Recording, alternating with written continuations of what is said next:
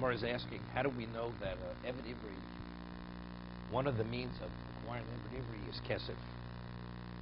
So Gemara cited many psukim. So we spoke about an Evet Ivri who was purchased by a non-Jew, an Evet Ivri who was sold by Bezdin. What about a Mocher Atzmo? What about an Evet Ivri who sells himself into slavery? He has financial hardship and he sells himself into slavery. How do we know there that that the means of acquisition is Kesef? So that's where it said, because we have Gzera Shova. Mocher Atzmin, although Yolav Sochir Sochir. We have two words of Sochir. So Rashi says, where does it say Sochir Sochir? Nemba Mocher Atzmo Ki Yom Chochich Minimka. If a person falters, meaning financially he's faltering, and he sells himself. So the Torah says, Kesochi Kesoshev Yi'imoch. Should be treated like an employee. Kesoshev. V'nemu b'mochru bezdin. And the Torah says regarding a person sold by the court, Ki mishnas chasochi. The parshas Ki mocher. Ki mocher means he's sold by bezdin. So we have sochit, just as mochru bezdin. When the court sells him, the kinyan is kesef. So when it's Ki when the person sells himself for financial reasons, also, it's kinyan kesef. That's the Gemara. So the Gemara asks, Onich lamad yomad yov socha sochi. Rashi says throughout Shas, Zera Shabbos halacha b'Sinai. Halacha b'Sinai. How do we know that it was given at Sinai? It's Masorah, Rebbe to the Talmud. The Rebbe transmits it to the student. What about a person who doesn't have such a Masorah? It's not his tradition. So that's very good according to the opinion socha sochi, one who has his tradition, that there is such a Gzera Shava. But the one who doesn't have it within his tradition, that there is such a Gzera Shava, that the words are supposed to be associated with one another, what is the basis to say that when a person sells himself into slavery, that the kinyan is kinyan kesef, that the means of acquisition could be money? Michael Ameimar, what's the source? Omar Kro, V'chisasi, most of Alim Rishon. V'yalamed Eli mitachto. So Rashi explains the Torah in one location. The Torah speaks about a person who sold to a non-Jew. So when a person is sold to a non-Jew, correct? So there, it's explicit in the Torah. It says kesef miknoso, that the acquisition is what is kesef, is money. And then juxtaposed to that, we have a person who sells himself into slavery. A person who sells himself into slavery. So there it doesn't speak about what the acquisition is. But since the Torah juxtaposes the person who sells himself into slavery to the person who was purchased by the Goy, so just as the one who's purchased by the non-Jew, it's kesef, identically, the one who sells himself into slavery, the kinyan is kesef.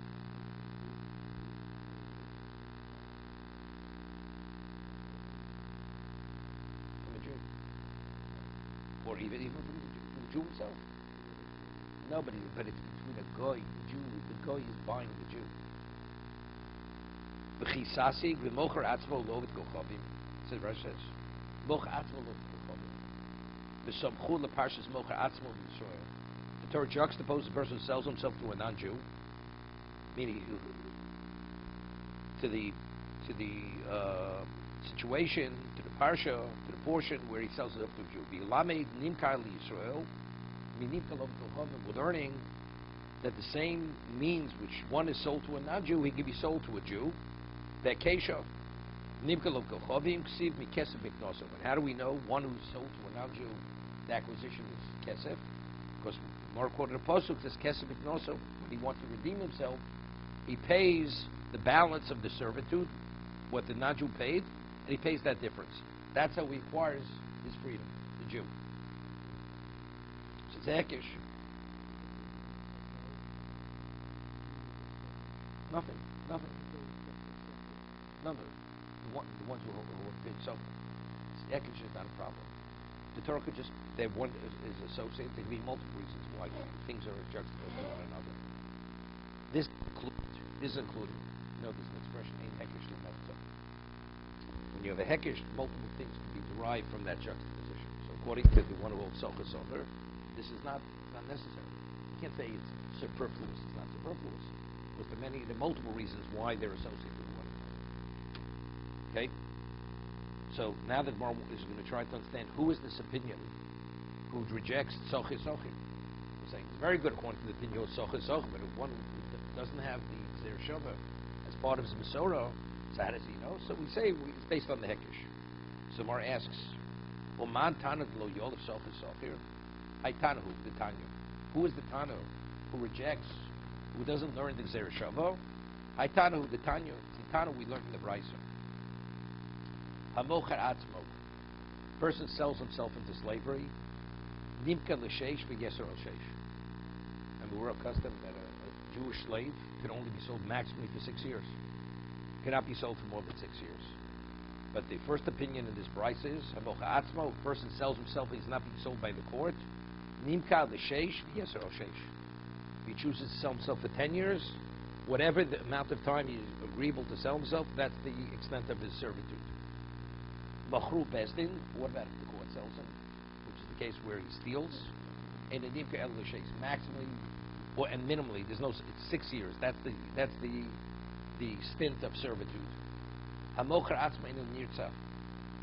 A person who sells himself in slavery, he does not receive the all. If he says at the end of 6 years, Haftis Ishti Monai, Ishti Adoni Ishti Monai, says you put the whole through his ear, he does not receive that. Machru Atzmo. Machru Bezdin, who when the court sells him into slavery, Nirtza, he does receive the Martzeya, the all through the ear. Mocha Atzmo, now we just read in last week's parsha, right? 2 weeks ago. This Hadoka. That a slave, after he finishes his 6 years of servitude, the master has to give him a gift. It's called Hadoka. We'll discuss it later in kiddushin. A certain amount of money. It's made of certain, whether it's animals or fruits, whatever, it's special, specified. So, Mochar Atzmo Imadikim. This compensation package, if a person sells himself in slavery, he does not receive it. Bezdin. But if he's sold by the court, then he receives this gift, this financial package. Hamocha Atzmo. Person sells himself in slavery, Ein Rabba Mosle Shifra Cananis. Under normal circumstances, a Jew is not permitted to marry a Canaanite slave. At every degree is permitted if the master gives him such a wife. But according to this opinion, a person sold himself in slavery, Ein Rabba Mosle Shifra Cananis. The master cannot impose, and therefore he's not permitted. The Shifra Cananis, the Canaanite maidservant. Man, he can't use him as a breeder to breed children for him. Machru Bezdin. What about if he's sold by the court?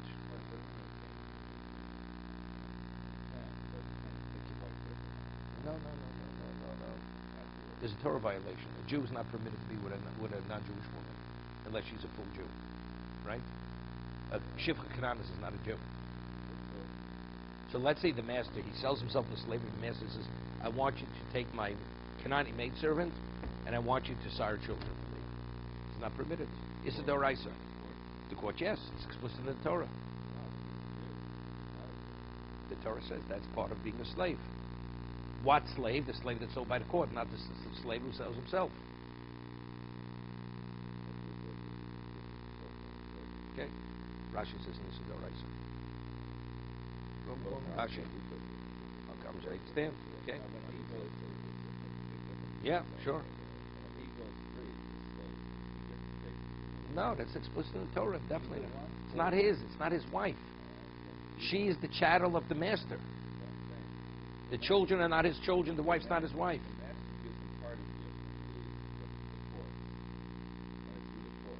Okay. Right, he leaves with nothing.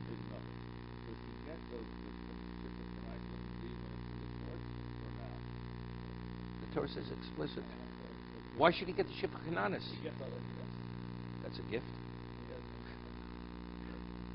You're talking like the guy who says, Hafti Ishti. She's not his wife. He says, Hafti Ishti. Okay. The Torah says it's is explicit, very specific what he receives. Sheep, fruits, wine, It's very specific. No, it doesn't take the shivcha kananis with it. No.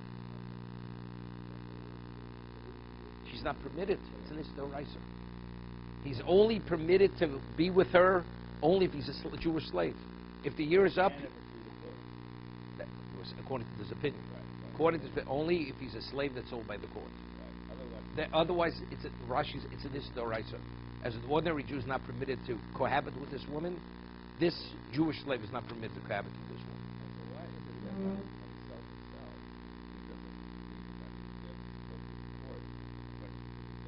Because the Torah says it in one location, not the other location. Logically, I'll differentiate. Very simple. You want to know the differentiation? If a person's a debtor and he can't meet the demands of his creditors, is he sold into slavery? No, definitely not. Only if he steals. He has to be a thief. He steals. I'm talking about the court. When does court sell him? So he's sold against his will when he's a thief. If he's just has debt, he cannot be sold. So factually, he's being punished. So he's being punished, right? A debtor is not punished, but a thief is punished. Although they're both debtors, but it came about differently. So Torah says, this is Rabbeinu Bach here. He's referred to, even though he's referred to Eved Ivri. If you appreciate who you were at Sinai, how do you steal? Ozen Shisham Sinai, Lo Signo. You heard it, Sinai, Lo Signo. So how did you behave this way? Evidently, Sinai has no relevance to your life. So you're like a pre-Sinai Jew. Therefore, you know something? We treat you like a breed. You're purely a breeder. Your value is to breed children. You're like a semi-animal. Your dignity as a human being, we strip that from you. Therefore, now that you're free and you learned your lesson, we compensate you. It's Hanochah. Man chooses to sell himself into slavery. You've chosen to sell yourself into slavery. That's your choice. That wasn't brought upon you against your will. Therefore, you don't get that financial package when you leave. Okay?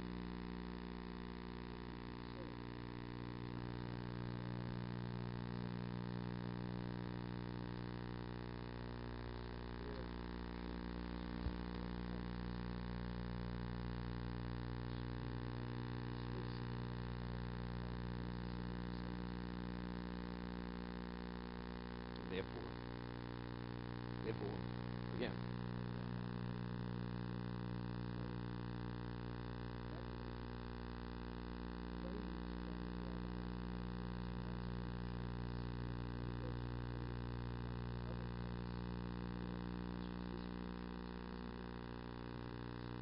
No, one was he actually was punished. One was this is not a punishment. There, against your will, you're sold. We have two cases of debtors. One we sell against his will, the other we don't sell against his will. It's your own prerogative if you want to be sold. You choose to sell yourself to one thing. But here we force you to be sold. So that's the court is imposing punishment upon you.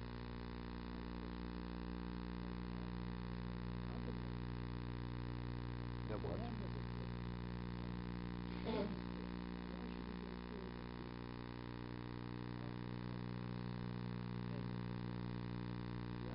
No, because here you can say, okay, so the whole idea is, now that you learned your lesson, we want to reinstate you. It's like a person who leaves the Ori Miklot, on the death of the Kohen Gadol, it says he returns to his family. He's reinstated into society. So because the man was a felon, we want to give him a level of prestige. We want to reinstate him. Right? That was, yeah, he did it. It wasn't a punishment. For financial reasons, he sold himself.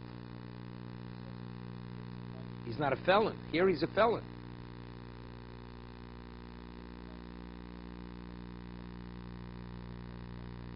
Whatever the agreement is, between the master and the slave.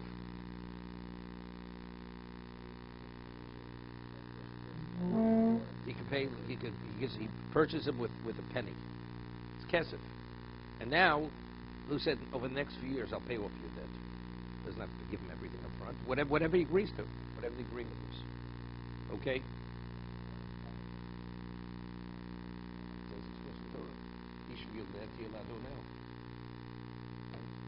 The children belong to the master. There's no pedigree. Like a man, God forbid, having a child from a non-Jewish woman without his children. That's a Canaanite slave.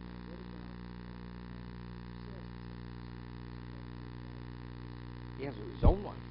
Even the Canaanite slave, even the one who has the Canaanite slave has a wife. He has a wife. He has a Jewish wife. He has even children. Because they're his children from before, even while he's a slave. He cohabits with his wife and they have children. They're his children. Of course not. It's only the children that are born from the Canaanite woman. Okay? Right. It says explicitly, it says, at the end of 6 years, Vyotzer Ishto Imo. The wife goes out with him. So Rashi cites Chazal, it's more later. The wife was never a slave. He's the slave. His wife, what does it mean? The wife goes out with him. So Rashi says, Gemara says, that when he purchases the Jewish slave, he assumes financial responsibility for the whole family. For his wife and his children, he has to support them. Not only supporting the slave. Gemara says later, if you purchase a slave, you purchase the master. It's not so easy to purchase a Jewish slave because the financial obligation, the responsibilities are overwhelming. The Gemara says that if a person has one pillow and it's you or the slave, you have to give it to the slave. You have quality bread, inferior bread. You have to give it to the slave. That's how you have to treat the slave. So the Gemara says, in essence, what have you done? You purchased the master.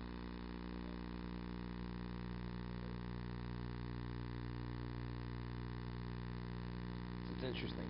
Even though he's being sold, the Torah in every way is discouraging the purchase of a Jewish slave, that he shouldn't purchase him.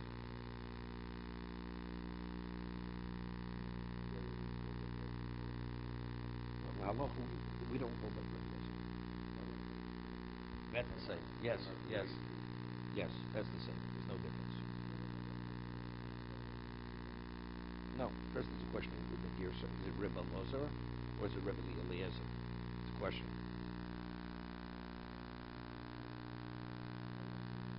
In our text, it's Elazar. If you look at the margin, others have, their text reads with a yud. So that's Rebbe Eliezer. Okay?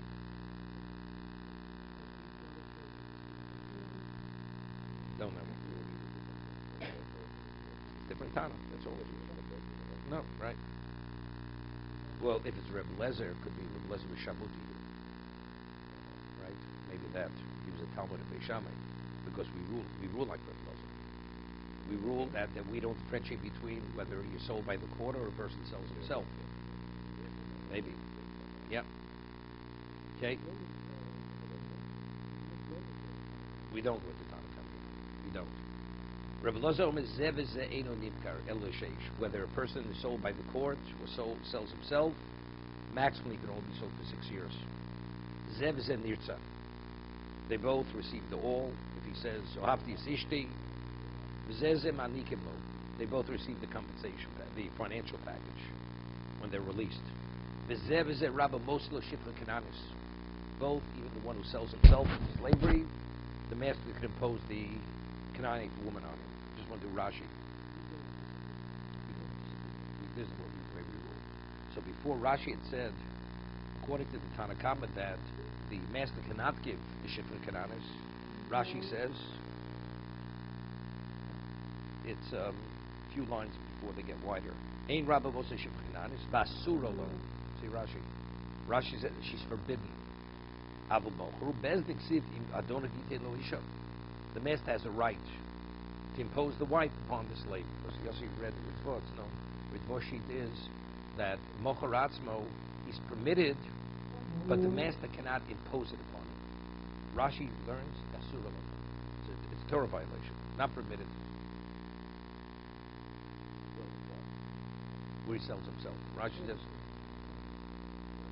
according to the Tanakh, right?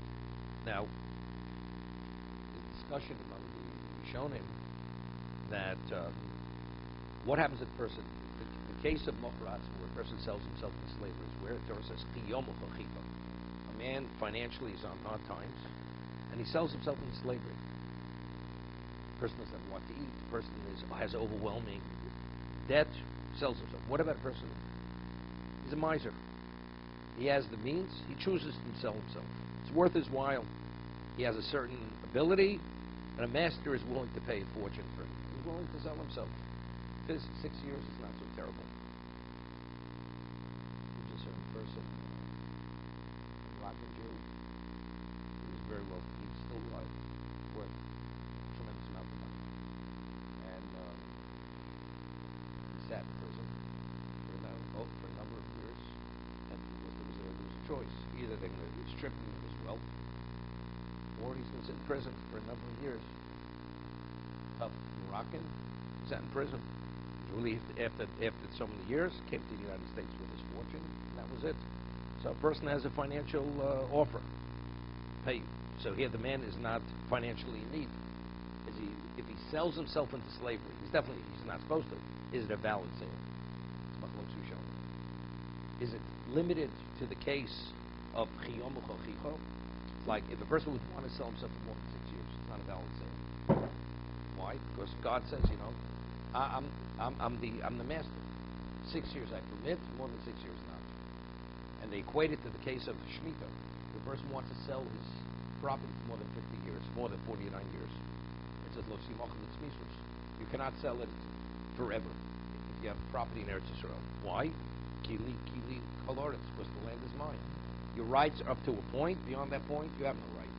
So a person, you may have a right to sell yourself, but it's bound by Hashem, by what he sets the criteria. So now what the Torah says exclusively, if your brother falters financially, so some Rishonim say it's limited to that.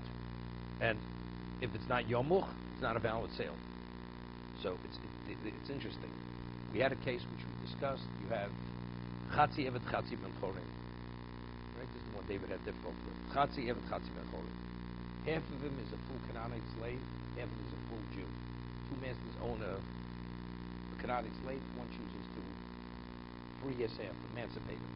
So we have half of him is a full Jew, half is a slave. So now the question is, Lisa Yisheni Yoho, he can't. Financially, we could work it out. One day he works for himself, next day he works for his master. But Lisa Shifcheni Yoho, because half of him is a Jew, and he can't marry Canaanites, can't marry a free woman because half of him is a slave. So Beis Shammai says, Kofin is Rabo. You compel the master to free his other half, and financially he has to reimburse the master for the value that he had to give up. He still disagrees. Fine, he still retracted, and he concurred with Beis Shammai. So Tosa asks a question: why? One was the assay dochos assay. Let the assay of what? Of Puravu or Losucha Levrod, the world was made for populating. Let that supersede the love of Shivcha. So the free man should be permitted to marry a Shivcha Cananis. That's Tosa's question. But Tosa asks another question: why doesn't the Eved Ivri, the half which is free, let him sell himself into slavery? We rule Mocher Atzmo is no different than Mocher Bezdin, right? So if that's the case, let him sell himself. That's how we'll resolve this issue. The only reason is because there's an impediment. What's the impediment? A Jew is not permitted to cohabit with a Canaanite woman. That's only if you're not a slave. Let him sell himself into slavery. Now, the half that's the free man, he'll sell himself into slavery, but it'll be an Eved Ivri. But this will be Chatzi Eved Kanani, Chatzi Eved Ivri, and it'll be permitted. That's Tosa's question. So Tosa's, in one location, answers not valid, because you can only sell yourself into slavery if you're impoverished. And but if you're not impoverished, you're able to. It's true. If he'd be an impoverished slave, we could work it out. But what about a case where he's not? Yom Chochi, he's not impoverished, so it's not a solution. In that case, that's what Beis Shammai Hillel argued. Since it's not a solution, so therefore you compel the other half, the master, to free his half. No, we're going according to the opinion I'm showing you. That's a machlok rishonim. So Tosas and Baba Basra says the reason why that's not an option is because it's not valid.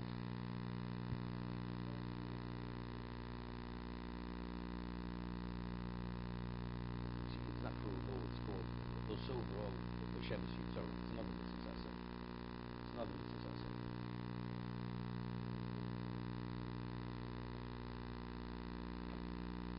sell to a Jew. He'll sell himself to a Jew.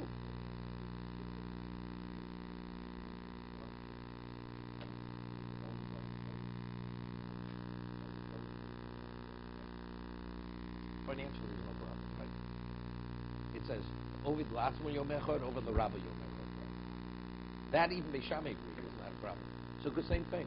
What is the value of giving the Canaanite wife? It's a financial issue. So the day that he works for himself, that day he'll be involved with the Shifra Canaanis. That's but Tosas in the application doesn't say that. Doesn't say that. He gives another answer. So they want to show that this issue, whether you can or you can't, it's a machlokes rishonim. Okay.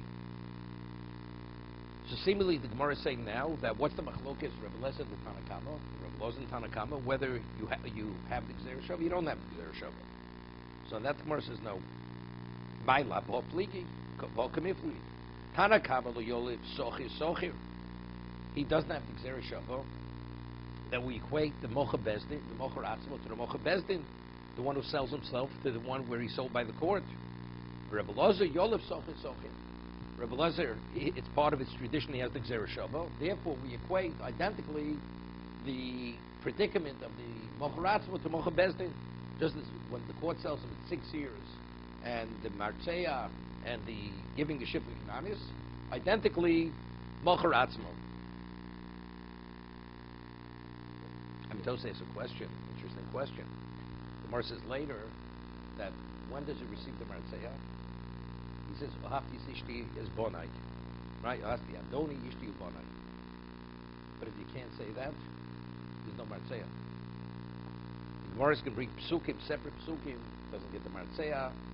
He's not permitted in the Canaanite wife, and so on and so forth.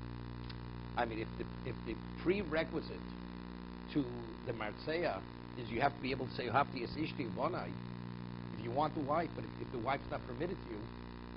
So what do you need? What do you need a separate pasuk to say that you don't give the martzeya? If the woman's not permitted, there's nothing to talk about. That's Tos's question. The Gemara, we'll see in a moment. The Gemara's going to say it's not. They're not arguing whether it's a Gzeir Shava or not. We have certain exclusions which indicate there's a difference between the Evet Mocher Atzmo and the Mocher Bezdin. That's what the Gemara's going to say now.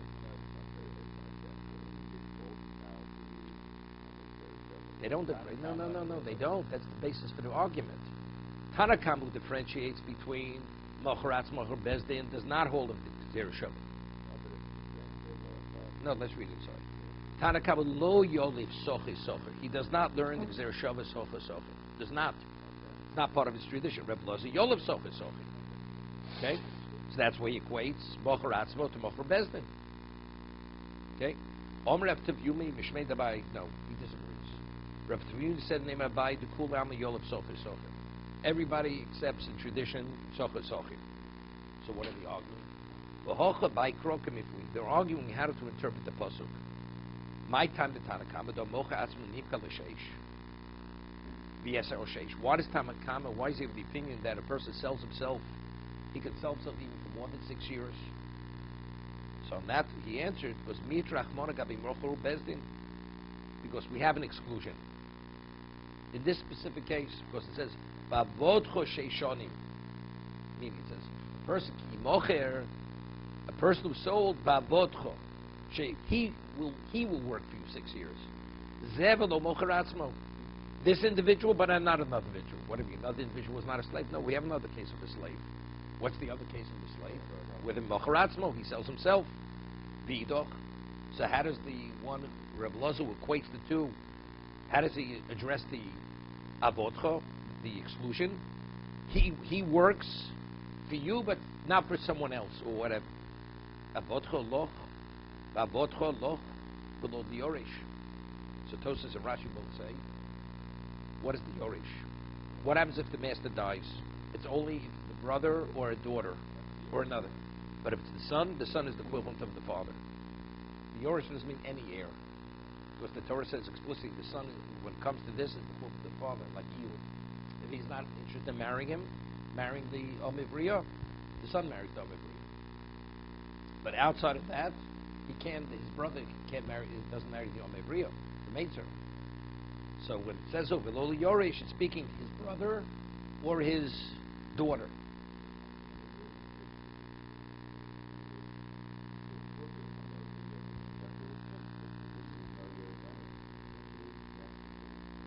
No, I understand that. I'm just giving you an example of that. From there, we see the son and the father are one and the same. You see, well, the Gemara later says why the son is different. So Tosa says, quotes the Gemara later. Pirush called Bas va'ach aval Ovid who is a ben kid l'kamon Yudzayin L'dos. More later. Okay. V'idoch.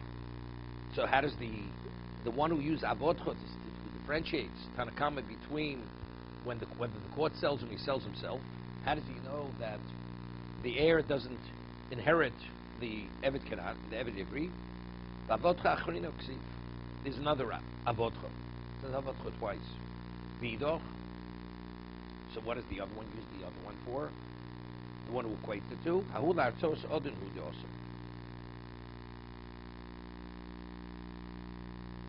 Artos odin. Regarding giving the la'artos, the hanoka.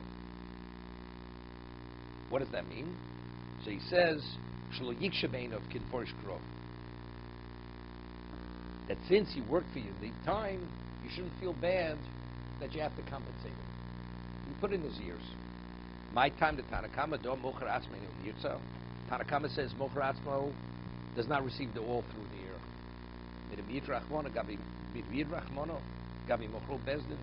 Because there's an exclusion when the court sells him. Because what does it say? It says Rotza Adonav es ozno bar matzeya. Ozno. The court will put the all through his heir. Who's his? The one who was sold by the court. Ozno shalov, ozno shalochoratzmo. It's the heir of the one who's sold by the court, not the heir of the one who sells himself into slavery. So what does Rebbe Lezer, who equates it to, what does he use the exclusion for? Ozno. It's Xerashavu. Tanya. Now, which ear do you put the hole through? The right ear or the left ear? It's the right ear. How do we know it's the right ear? The Tanya. Rebbe Lezer Omer Minayin L'Ritzi Yishu Ba'ozen Yimonis. How do we know that when the all is put through the ear, it's the right ear, not the left ear? Nema kan ozen, nema lahalon ozen. It says by Mitzorah when the Kohen puts the oil and the blood on his ear, which ear is it? So it says ozen hayimonis. It says the right ear. So just as over there, regard to the Mitzorah, it's the ear is referring to the right ear. Identically, when you put the oil through the ear, Xerashavu indicates it's through the right ear. Ba'al on yamin, afkan yamin. Good. We'll say everybody agrees. No, which means like this. So in terms, how do we know kesef? By mocher atzmo. So originally we said, well, if you hold a socher socher, that would be the basis, right? Because we find that word written when he sold to a non-Jew. But we said, what about according to the opinion who doesn't hold the socher socher? You know what I'll tell you? There's no such opinion. So therefore, I don't have to look for another source to know how kesef is a viable means to sell a slave even when he sells himself. That's what we're dealing with. The Gemara's understanding was that since we see that all these laws don't apply to the mocher, according to one opinion, to the mocher atzmo, evidently he rejects the Xerashavu. See, how do I know that kesef is a viable kinyan? So Mara had to cite a hekish. Mara says, no, we don't need the hekish. It's socher socher, but it's socher socher, so we should equate the two. The answer is no, because there were exclusions. Despite the fact that at socher socher we have exclusions, that these things are unique to the Mochru Bezdin, but not to the Mochru Atzma. That's what the Gemara is discussing over here.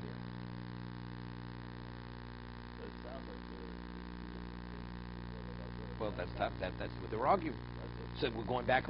If it's an exclusion, you have to deal with it. So what do you exclude? Right. So we said you exclude the heir, you exclude the mocher atzmo. What are you excluding over here?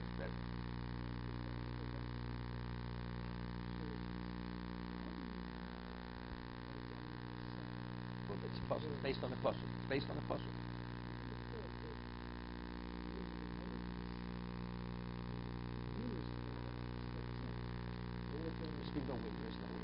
There's no son as an heir. So we said the daughter cannot inherit the slave. It's based on the puzzle. The Gemara later. It's a puzzle. It's a puzzle. Explicit puzzle. Yep. Yep.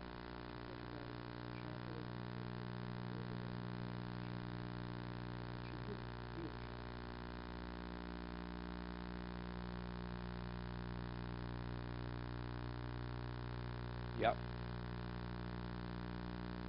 So the Gemara asks, "Ma rois lahotzi l'rabos saben lahotzi sa'ach." Why do we favor the son even more than the brother? Then she came come tachasov liyoda, because we find that the son is the equivalent of the father in terms of marrying the maidservant, which the brother is not, because it just says explicitly in the benoyi of them, only the son. It doesn't make, but we see the concept of a slave, a Jewish slave has no relevance to be treated as a chattel. The son, he's not being treated as a chattel. The son we see is the equivalent of the father. Of course, it's because he's a. But we see, but this is within the context of a Jewish slave. So just as in regard to the young girl, it's the son and not any other heir. In regard to the Jewish slave, although it's a male, it's the son, because we see in regard to servitude, the son and the father are like one and the same person.